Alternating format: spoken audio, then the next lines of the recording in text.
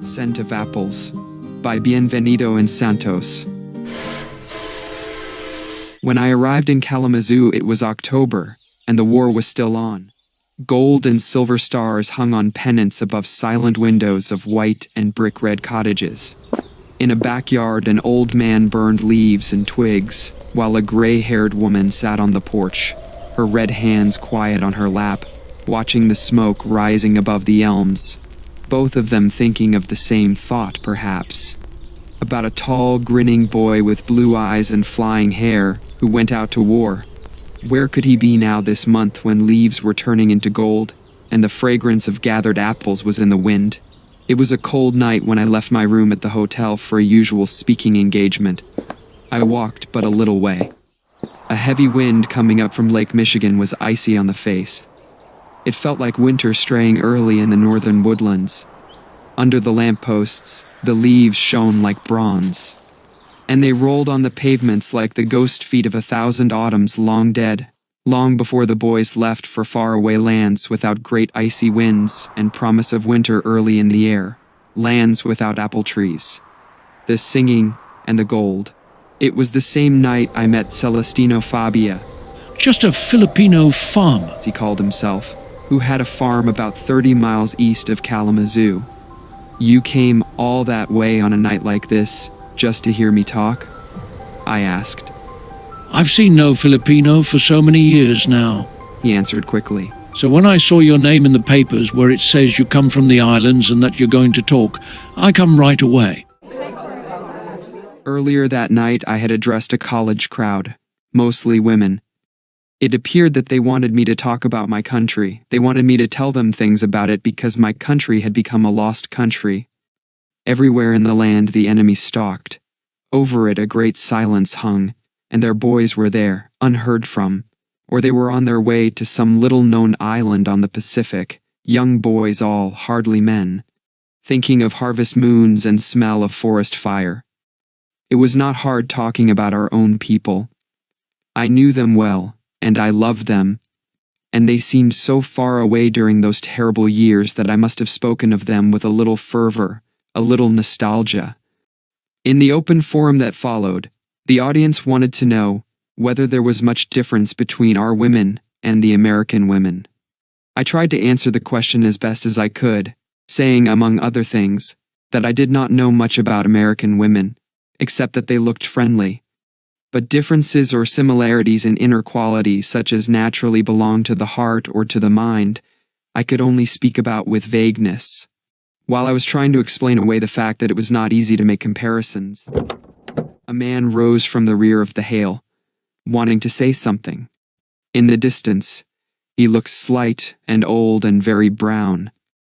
Even before he spoke, I knew that he was, like me, a Filipino. I'm a Filipino, he began, loud and clear, in a voice that seemed used to wide-open spaces. I'm just a Filipino farmer out in the country. He waved his hand towards the door. I left the Philippines more than 20 years ago and have never been back. Never will, perhaps. I want to find out, sir, are our Filipino women the same like they were 20 years ago? As he sat down, the hall filled with voices, hushed and intrigued. I weighed my answer carefully. I did not want to tell a lie, yet I did not want to say anything that would seem platitudinous, insincere. But more important than these considerations, it seemed to me that moment, as I looked towards my countryman, I must give him an answer that would not make him so unhappy. Surely all these years he must have held on to certain ideals, certain beliefs, even illusions peculiar to the exile.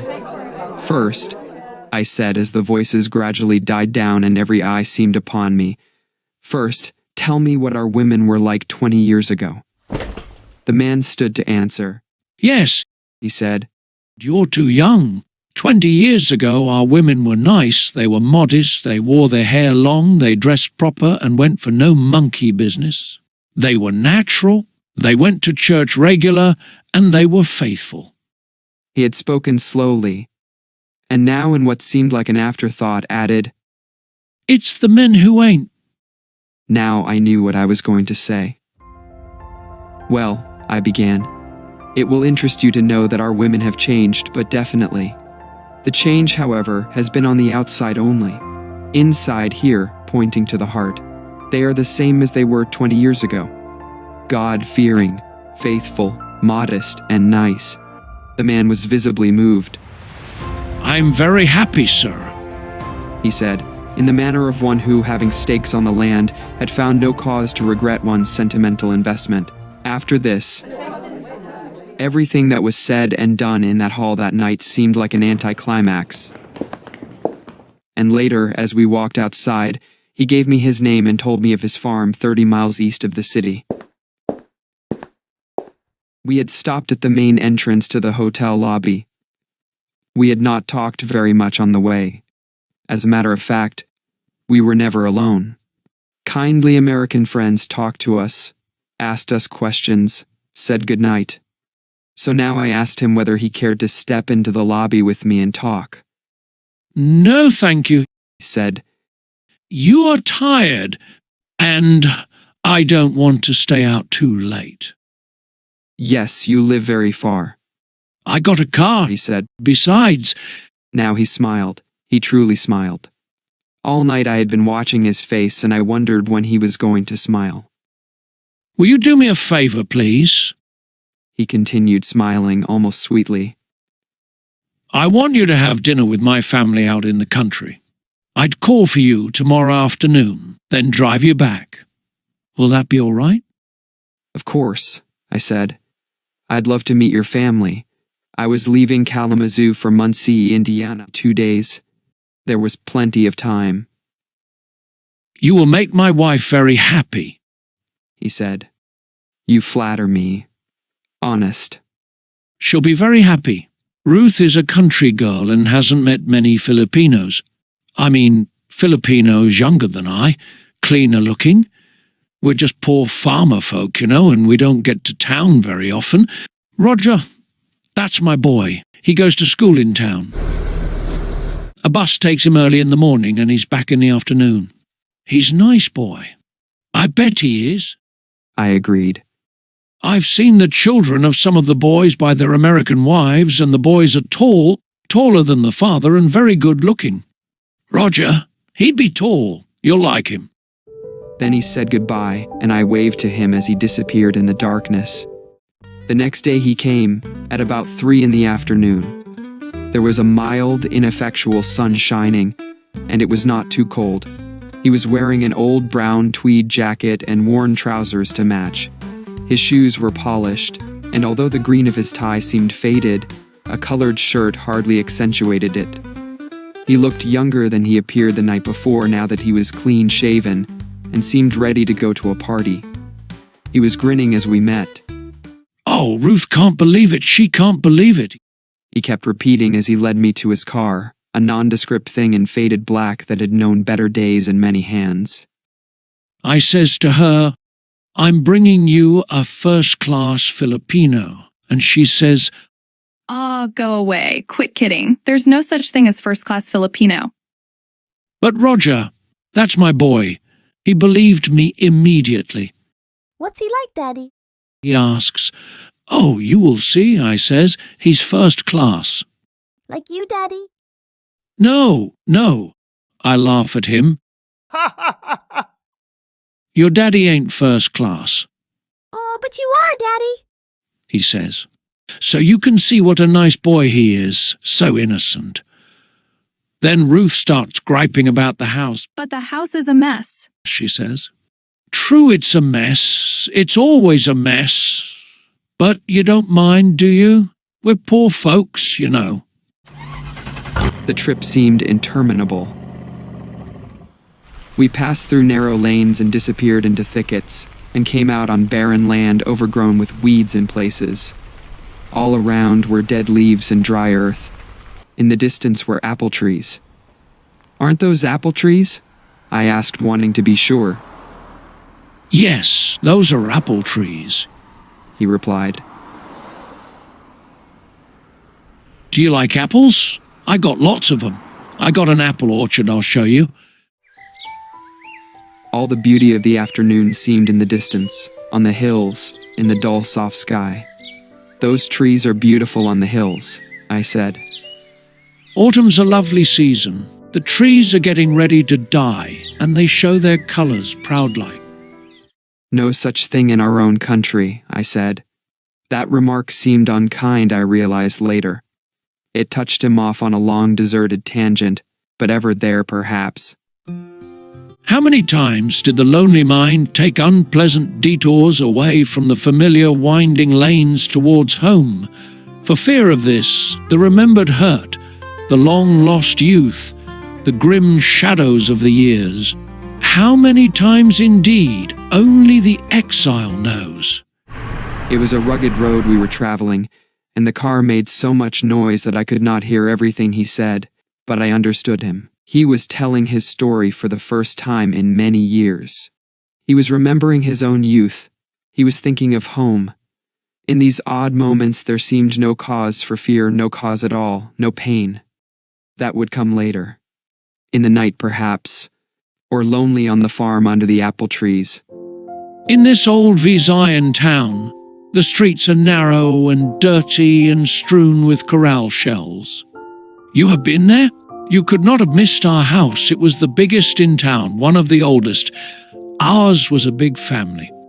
The house stood right on the edge of the street.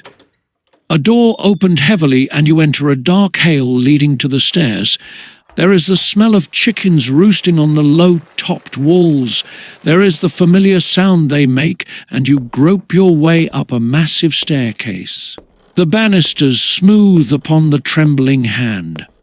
Such nights, they are no better than the days. Windows are closed against the sun, they close heavily. Mother sits in her corner looking very white and sick. This was her world, her domain. In all these years, I cannot remember the sound of her voice. Father was different. He moved about. He shouted. He ranted. He lived in the past and talked of honor as though it were the only thing. I was born in that house. I grew up there into a pampered brat. I was mean. One day I broke their hearts. I saw Mother cry wordlessly as Father heaped his curses upon me and drove me out of the house. The gate closing heavily after me, and my brothers and sisters took up my father's hate for me and multiplied it numberless times in their own broken hearts. I was no good, but sometimes, I miss that house, the roosting chickens on the low-topped walls. I miss my brothers and sisters. Mother sitting in her chair, looking like a pale ghost in a corner of the room. I would remember the great live posts, massive tree trunks from the forests.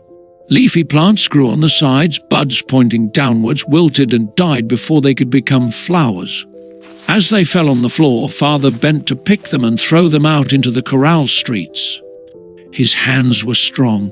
I have kissed those hands many times, many times. Finally, we rounded a deep curve and suddenly came upon a shanty, all but ready to crumble in a heap on the ground. Its plastered walls were rotting away. The floor was hardly a foot from the ground. I thought of the cottages of the poor colored folk in the South, the hovels of the poor everywhere in the land. This one stood all by itself, as though by common consent all the folk that used to live here had decided to stay away, despising it, ashamed of it. Even the lovely season could not color it with beauty. A dog barked loudly as we approached. A fat blonde woman stood at the door with a little boy by her side. Roger seemed newly scrubbed. He hardly took his eyes off me. Ruth had a clean apron around her shapeless waist. Hi, nice to meet you. Now, as she shook my hands in sincere delight, I noticed shamefacedly how rough her hands, how coarse and red with labor, how ugly. She was no longer young, and her smile was pathetic. As we stepped inside and the door closed behind us, immediately I was aware of the familiar scent of apples. The room was bare, except for a few ancient pieces of second-hand furniture. In the middle of the room stood a stove to keep the family warm in winter. The walls were bare. Over the dining table hung a lamp yet unlighted. Ruth got busy with the drinks. She kept coming in and out of a rear room that must have been the kitchen, and soon the table was heavy with food, fried chicken legs and rice, and green peas and corn on the ear. Even as we ate, Ruth kept standing and going to the kitchen for more food. Roger ate like a little gentleman. Isn't he nice looking? His father asked. You are a handsome boy, Roger, I said. The boy smiled at me. You look like Daddy. He said. Afterwards, I noticed an old picture leaning on the top of a dresser and stood to pick it up. It was yellow and soiled with many fingerings. The faded figure of a woman in Philippine dress could yet be distinguished, although the face had become a blur. I began. I don't know who she is, Fabia hastened to say. I picked that picture many years ago in a room on La Salle Street in Chicago. I have often wondered who she is. The face wasn't a blur in the beginning? Oh no, it was a young face and good. Ruth came with a plate full of apples. Ah, I cried, picking out a ripe one. I've been thinking where all the scent of apples came from. The room is full of it. I'll show you, said Fabia. He showed me a back room, not very big. It was half full of apples. Every day, he explained, I take some of them to town to sell to the groceries. Prices have been low. I've been losing on the trips. These apples will spoil, I said. We'll feed them to the pigs. Then he showed me around the farm. It was twilight now, and the apple trees stood bare against a glowing western sky. In apple blossom time, it must be lovely here, I thought. But what about winter time? One day, according to Fabia, a few years ago, before Roger was born, he had an attack of acute appendicitis. It was deep winter. The snow lay heavy everywhere. Ruth was pregnant and none too well herself. At first, she did not know what to do. She bundled him in warm clothing and put him on a cot near the stove. She shoveled the snow from their front door and practically carried the suffering man on her shoulders, dragging him through the newly made path towards the road where they waited for the U.S. mail car to pass. Meanwhile, snowflakes poured all over them, and she kept rubbing the man's arms and legs as she herself nearly froze to death. Go back to the house, Ruth. Her husband cried.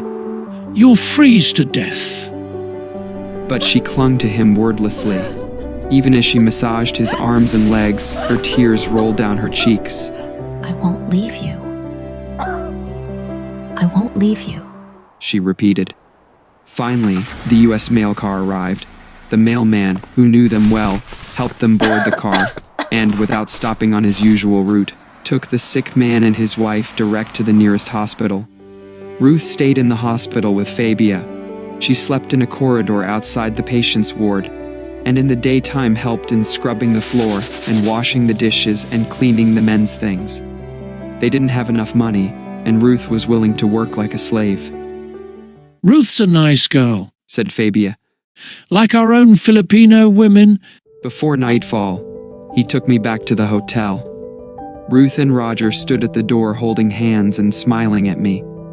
From inside the room of the shanty, a low light flickered. I had a last glimpse of the apple trees in the orchard under the darkened sky as Fabia backed out the car. And soon we were on our way back to town. The dog had started barking.